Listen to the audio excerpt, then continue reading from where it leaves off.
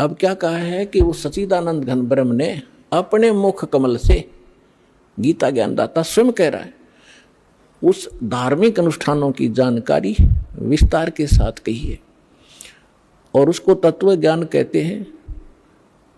और उस ज्ञान को प्राप्त करके प्राणी सभी कर्मों से मुक्त हो जाता है, उसका वो छुटकारा पा लेता है, उसका पुनर्जन्म नहीं होता। चौथे अध्याय के 34वें श्लोक में कहा कि अर्जुन, उस तत्व ज्ञान को जो परमात्मा स्वयं आकर अपने मुख कमल से वो वाणी बोलता है, वो तत्व ज्ञान है। उस तत्व ज्ञान को, उसको सूक्ष्म वेद भी कहा है। उस तत्व ज्ञान को तू तत्वदर्शी संतों के पास जाकर समझ, उनको दंडवत प्रणाम करने से, कपट छोड़कर सरलता पूर्वक प्रसन्न करने से वो तत्वदर्शी संत तुझे उस परमात्म तत्व का अर्थात तत्व ज्ञान का उपदेश करेंगे। अब 15वें अध्याय के प्रथम मंत्र में उस तत्वदर्शी संत की पहचान भी बता दी है कि जो संत उल्टे लटके हुए संसार रूपी वृक्ष के, ये संसार रूपी वृक्ष है अर्जुन, ऊपर को जड़ है तो पूर्ण परमात्मा है, पूर्ण ब्रह्म है, जिस तो सबका धारण पोषण करता है।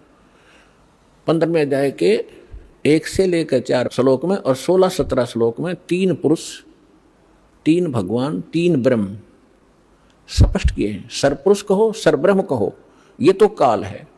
सर माने नासवान, ये 21 ब्रह्मांड का स्वामी, ये सरब्रह्म है। और दूसरा अक्षर ब्रह्म, अक्षर पुरुष कहो चाहे प्रभु कहो, स्वामी कहो, राम कहो, ब्रह्म कहो, ये 7 संख ब्रह्मांड का स्वामी है। इसकी आयु बहुत लंबी है लेकिन इसकी भी मृत्यु है, इसलिए इसको भी अक्षर पुरुष कहा है, ये चिरस्थायी है। और फिर तीसरे नंबर का जो परमात्मा है, परम अक्षर ब्रह्म कहलाता है, वो बताया उत्तम पुरुषत्व अन्य, जो 17वें श्लोक में कहा 15वें अध्याय के, उत्तम पुरुषत्व अन्य परमात्मा इति उदाहरत है। ये लोग तरम अविश्य विवर्ती अवैश्वर है, वो परमात्मा इन दोनों से अन्य है, जो 15वें अध्याय के 16वें श्लोक में सरपुरुष और अक्षर पुरुष कहे हैं। इनसे कोई अन्य है वो परमात्मा जो सबका धारण पोषण करता, 3 लोकों में प्रवेश करके। तो 15वें अध्याय के प्रथम श्लोक में बताया कि ऊपर को जड़ और नीचे को शाखा वाला ये उल्टा लटका हुआ संसार रूपी पीपल का वृक्ष समझो, एक फॉर एग्जाम्पल दिया है। और जो संत इसके सभी विभाग बता दे, न्यारे न्यारे, भिन्न भिन्न, स वेदवित, वह वेद के तात्पर्य को जानने वाला है, वह वेद का ज्ञाता है, वो तत्वदर्शी संत है।